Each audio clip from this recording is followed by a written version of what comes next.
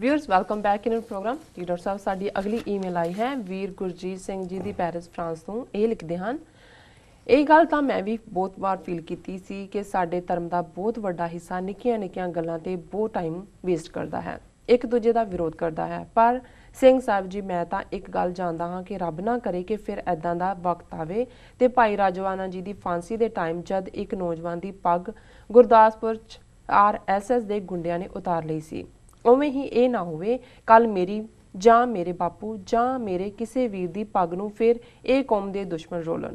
ਉਸ ਤੋਂ ਪਹਿਲਾਂ ਸਿੱਖ ਕੌਮ ਆਪਣੀ ਪਾਵਰ 'ਚ ਹੋਵੇ, ਬਾਕੀ ਆਪਣੀ ਇੱਜ਼ਤ ਆਪਣੇ ਹੱਥ।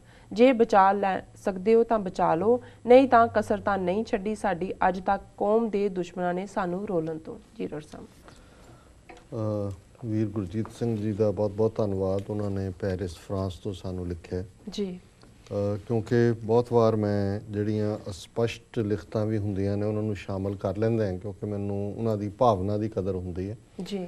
ਹਾਲਾਂਕਿ ਉਹਨਾਂ ਦੀ ਲਿਖਤ 'ਚੋਂ ਇਹ ਪਤਾ ਨਹੀਂ ਲੱਗਦਾ ਵੀ ਉਹ ਕਹਿਣਾ ਕੀ ਚਾਹੁੰਦੇ ਨੇ ਜਾਂ ਉਹਨਾਂ ਦਾ ਸਵਾਲ ਕੀ ਹੈ ਜਾਂ ਉਹਨਾਂ ਦੇ ਵਿਚਾਰ ਜਾਂ ਕਾਮੈਂਟ ਵੀ ਕੀ ਨੇ, ਲੇਕਿਨ ਕਿਉਂਕਿ ਉਹਨਾਂ ਨੇ ਸਾਨੂੰ ਲਿਖਿਆ ਪੈਰਿਸ ਬੜਾ ਸੋਹਣਾ ਸ਼ਹਿਰ ਹੈ, ਦੁਨੀਆ ਦਾ ਫੈਸ਼ਨ ਦਾ ਸ਼ਹਿਰ।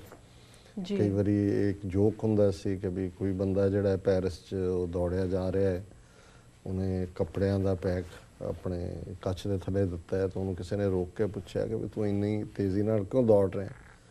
ਉਹ ਕਹਿੰਦਾ ਜੀ ਮੈਂ ਮੇਰੀ ਘਰ ਵਾਲੀ ਨੇ ਕੱਪੜੇ ਮੰਗਵਾਏ ਸੀ, ਨਵਾਂ ਫੈਸ਼ਨ ਚੱਲਿਆ ਤੇ ਮੈਨੂੰ ਫਿਕਰ ਹੈ ਵੀ ਘਰ ਪਹੁੰਚਣ ਤੱਕ ਫੈਸ਼ਨ ਨਾ ਬਦਲ ਜਾਏ ਜੀ, ਤੇ ਮੈਂ ਹੁਣ ਇਹ ਲੈ ਕੇ ਚੱਲੇ। ਸੋ ਹਮੇਸ਼ਾ ਜਦੋਂ ਪੈਰਿਸ ਦਾ ਜ਼ਿਕਰ ਹੁੰਦਾ ਸਾਡੇ ਮੇਰੇ ਲਈ ਤਾਂ ਇਹੀ ਗੱਲ ਮੈਨੂੰ ਸਾਹਮਣੇ ਆ ਜਾਂਦੀ ਵੀ ਬੰਦਾ ਦੌੜ ਰਿਹਾ ਤੇ ਫੈਸ਼ਨ ਬਦਲ ਜਾਣਾ ਅਗਲੇ ਤੱਕ ਜਦੋਂ ਤੱਕ ਘਰ ਪਹੁੰਚਣਾ ਉਹਨੇ ਜੀ। ਪਰ ਸਾਡੇ ਲਈ ਜਿਹੜਾ ਫਰਾਂਸ ਇੱਕ ਜਿਹਨੂੰ ਕਹੋ ਵੀ ਦੁਖਤੀ ਰਗ ਵੀ ਹੈ, ਮੈਂ ਸਮਝਦਾ ਵੀ ਦੁਖਤੀ ਰਗ ਇਸ ਲਈ ਹੈ ਕਿ ਜਿਹੜਾ ਕਾਨੂੰਨ ਫਰਾਂਸ ਨੇ ਔਸਟੈਂਸੀਬਲ ਸਾਈਨਸ ਆਫ ਰਿਲੀਜਨ ਦਾ ਪਾਸ ਕੀਤਾ ਹੈ ਉਹਦੇ ਥੱਲੇ ਸਾਡੇ ਲਈ ਇਹ ਦੁੱਖ ਔਰ ਅਫਸੋਸ ਦੀ ਗੱਲ ਹੈ ਕਿ ਉੱਥੋਂ ਦੇ ਪਬਲਿਕ ਸਕੂਲਾਂ ਦੇ ਵਿੱਚ ਸਾਡੇ ਬੱਚੇ ਬੱਚੀਆਂ ਸਿਰ ਢੱਕ ਕੇ ਚੁੰਨੀ ਜਾਂ ਪਟਕੇ ਨਾਲ ਜਾਂ ਦਸਤਾਰ ਨਾਲ ਨਹੀਂ ਜਾ ਸਕਦੇ। ਇਸ ਲਾਅ ਨੂੰ ਉਹਨਾਂ ਨੇ ਅੱਗੇ ਐਕਸਟੈਂਡ ਕੀਤਾ ਈਵਨ ਡਰਾਈਵਿੰਗ ਲਾਇਸੈਂਸ ਦੇ ਉੱਤੇ ਵੀ ਔਰ ਜਿਹੜੇ ਉਹਨਾਂ ਦੇ ਰੈਜ਼ੀਡੈਂਟ ਕਾਰਡਸ ਵੀ ਨੇ। ਸੋ ਇਹ ਬੜੇ ਅਫਸੋਸ ਦੀ ਗੱਲ ਹੈ, ਇਸ ਦਾ ਪ੍ਰਭਾਵ ਵੀ ਹੁੰਦਾ। ਇਹ ਤਾਂ ਨਹੀਂ ਹੈ ਕਿ ਵੀ ਸਾਰੇ ਹੀ ਕੋਈ ਭਾਈ ਤਾਰੂ ਸਿੰਘ ਦੀ ਮਜ਼ਬੂਤੀ ਦੇ ਨਾਲ ਕਿਸੇ ਵੀ ਕੌਨਸੀਕੁਐਂਸ ਲਈ ਤਿਆਰ ਹੁੰਦੇ ਨੇ। ਔਰ ਵੀਕਐਂਡ 'ਤੇ ਮੇਰਾ ਦਿਨ ਬੜਾ ਇੱਕ ਉਦਾਸ ਗੁਜ਼ਰਿਆ ਸੈਚਰਡੇ ਖਾਸ ਤੌਰ 'ਤੇ ਕਿ ਉਸੇ ਸ਼ਾਮ ਹੀ ਮੈਂ ਲੇਟ ਆਵਰਸ ਖਬਰ ਦੇਖੀ ਕਿ ਵੀ ਜਿਹੜੇ 2 ਬਾਸਕਟਬਾਲ ਸਿੱਖ ਪਲੇਅਰ ਮੁੰਡੇ ਜਿਨ੍ਹਾਂ ਨੂੰ ਪਟਕਿਆਂ ਨਾਲ ਨਹੀਂ ਸੀ ਖੇਲਣ ਦਿੱਤਾ ਗਿਆ ਦਸਤਾਰ ਨਾਲ, ਔਰ ਉਸ ਇਸ਼ੂ ਨੂੰ ਲੈ ਕੇ ਦੁਨੀਆ ਭਰ ਦੇ ਵਿੱਚ ਸਿੱਖਾਂ ਨੇ ਇੱਕ ਲਹਿਰ ਚਲਾਈ। 70,000 ਤੋਂ ਜ਼ਿਆਦਾ ਦਸਤਖਤਾਂ ਵਾਲੀ ਪੈਟੀਸ਼ਨ ਜਿਹੜੀ ਹੈ ਉਹ ਦਿੱਤੀ ਗਈ ਉਹਨਾਂ ਨੂੰ, ਫੀਬਾ ਨੂੰ। 100 ਤੋਂ ਜ਼ਿਆਦਾ ਕਾਂਗਰਸਮੈਨਾਂ ਨੇ ਲਿਖਿਆ ਜਿਨ੍ਹਾਂ ਦੁਨੀਆ ਭਰ ਦੇ ਵਿੱਚ ਸਿੱਖਾਂ ਨੇ ਉਸ ਨੂੰ ਇੱਕ ਇਸ਼ੂ ਬਣਾਇਆ। ਔਰ ਅਲਟੀਮੇਟਲੀ ਉਸ ਬਾਸਕਟਬਾਲ ਇੰਟਰਨੈਸ਼ਨਲ ਐਸੋਸੀਏਸ਼ਨ ਨੇ ਆਪਣੇ ਰੂਲਸ ਅਮੈਂਡ ਕਰਕੇ 2 ਸਾਲ ਦਾ ਟਾਈਮ ਉਹਨਾਂ ਨੇ ਜਿਹੜਾ ਹੈ ਉਹ ਅਲਾਉ ਕੀਤਾ ਕਿ ਜੀ ਉਹ ਐਕਸਪੈਰੀਮੈਂਟ, ਇਹ ਵੀ ਇੱਕ ਤਰੀਕਾ ਟੋਟਲ ਡਿਫੀਟ ਨਾ ਮੰਨਣ ਕੋਲੋਂ ਕਿ ਜੀ ਅਸੀਂ ਆਬਜ਼ਰਵੇਸ਼ਨ ਪੀਰੀਅਡ ਹੈ, ਜੇ ਕੋਈ ਹਾਰਮ ਤਾਂ ਨਹੀਂ ਹੁੰਦਾ ਪਲੇਅਰ ਜਾਂ ਦੂਜਾ ਜੀ। ਲੇਕਿਨ ਜਿਹੜੀ ਸਭ ਤੋਂ ਸ਼ੌਕਿੰਗ ਗੱਲ ਸੀ ਕਿ ਜਿਸ ਦਿਨ ਇਹ ਫੈਸਲਾ ਆਉਂਦਾ ਉਸ ਤੋਂ ਅਗਲੇ ਦਿਨ ਟਾਈਮਜ਼ ਆਫ ਇੰਡੀਆ ਦੀ ਖਬਰ 'ਚ ਵੀ ਲਿਖਿਆ ਹੋਇਆ ਸੀ ਸ਼ੌਕਿੰਗ 2 ਸਿੱਖ ਬਾਸਕਟਬਾਲ ਪਲੇਅਰਸ ਕੱਟ ਦੇਅਰ ਹੇਅਰ। ਹੁਣ ਉਹ ਜਿਨ੍ਹਾਂ ਨੇ ਇਸ ਗੱਲ ਨੂੰ ਇਸ਼ੂ ਬਣਾਇਆ, ਜਿਨ੍ਹਾਂ ਦੇ ਪਿੱਛੇ ਸਾਰੀ ਕੌਮ ਖਲੋਤੀ ਔਰ ਉਹ ਫੈਸਲਾ ਬਦਲਿਆ ਤੇ ਉਹ ਐਨ ਮੌਕੇ ਦੇ ਉੱਤੇ ਆ ਕੇ ਜਿਹੜੇ ਨੇ ਉਹ ਪਤਤ ਹੋ ਗਏ।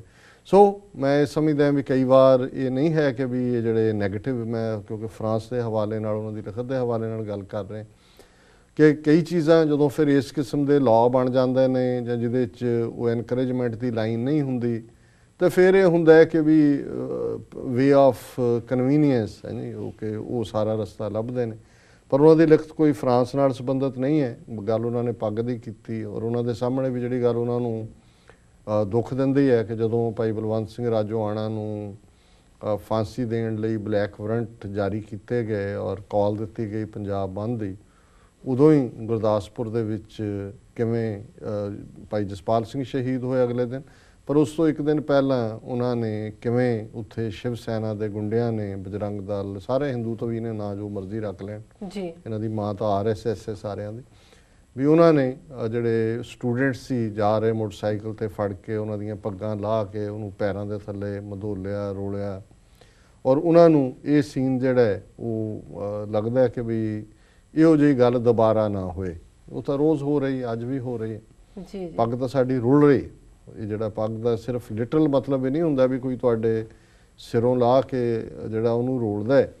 ਜਦੋਂ ਤੁਹਾਡੀ ਇੱਜ਼ਤ, ਆਬਰੂ, ਅਣਖ, ਔਨਰ ਇਸ ਦੀ ਕੋਈ ਵਕਤ ਨਹੀਂ ਹੁੰਦੀ, ਤੁਸੀਂ ਤਰਲੇ ਕਰਦੇ ਕਿੱਥੇ ਉਹ ਪ੍ਰਾਊਡ ਸਿੱਖ ਕੌਮ ਜਿਸ ਬਾਰੇ ਜਿਸ ਪੰਜਾਬ ਨੂੰ ਸਿੱਖ ਬੇਸ਼ੱਕ ਆਪ ਹੀ ਘੱਟ ਗਿਣਤੀ ਸਨ, ਅਕਲੀਅਤ ਸਨ, ਲੇਕਿਨ ਉਹ ਸਮਝਦੇ ਸੀ ਵੀ ਅਸੀਂ ਰਾਖੇ ਪੰਜਾਬ ਦੀ ਦੌਲਤ। ਇੱਥੋਂ ਅਸੀਂ ਪੰਜਾਬ ਵਾਸੀਆਂ ਤੋਂ ਬਿਨਾਂ ਅਸੀਂ ਦੱਖਣੀਆਂ ਨੂੰ ਜਿਹੜੇ ਮਰਾਠੇ ਦੂਜੇ ਆ ਪੱਛਮੀ ਜਿਹੜੇ ਦਰਾ ਖੈਬਰ ਤੋਂ ਆਉਂਦੇ ਸੀ ਵੀ ਅਸੀਂ ਕੋਈ ਲਿਜਾ ਨਹੀਂ ਸਕਦਾ। ਔਰ ਇਹ ਸਿੱਖਾਂ ਨੇ ਮਤਾ ਕੀਤਾ ਹੈ ਜਦੋਂ ਉਹਨਾਂ ਨੇ ਟੱਕਰ ਲਈ ਦੱਖਣੀਆਂ ਨਾਲ ਵੀ ਪੱਛਮੀਆਂ ਨਾਲ ਵੀ ਕਿ ਪੰਜਾਬ ਦੌਲਤ ਯਾਹੀ ਤੇ ਸਿੱਖ ਖਾਹੇ ਦੱਖਣੀ ਪੱਛਮੀ ਕਿਮ ਲੈ ਜਾਏ।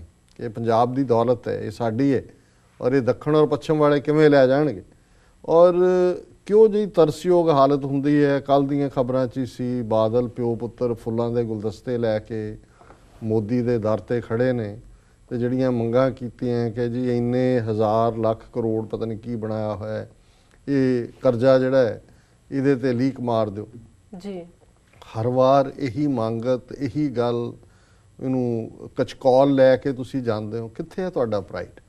ਜੀ ਜੀ ਕਿੱਥੇ ਉਹ ਸਿੱਖ ਰਾਜ, ਉਹ ਪ੍ਰੋਸਪੈਰਿਟੀ?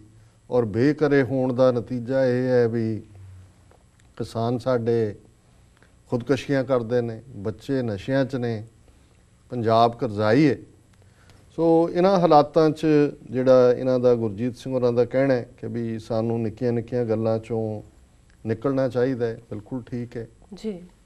ਪਾਵਰ ਕਿਸ ਉਦਮ ਤੇ ਰਾਜ ਮਿਲੇ, ਸ਼ਤਰੂ ਤੇ ਸਭ ਹੋਵੇ ਮੀਤਾ। ਔਰ ਉਹ ਪਾਵਰ ਵੀਰ ਗੁਰਜੀਤ ਸਿੰਘ ਜੀ ਖਾਲਿਸਤਾਨ ਦੀ ਕਾਇਮੀ ਨਾਲ ਜੁੜੀ ਹੋਈ ਹੈ। ਨਹੀਂ ਤਾਂ ਤੁਹਾਨੂੰ ਇਕੱਲੇ ਕਾਰੇ ਸਿੱਖ ਦੀ ਰੋਲੀ ਪੱਗ ਜਿਹੜੀ ਹੈ ਉਹ ਬੇਆਰਾਮ ਕਰਦੀ ਹੈ।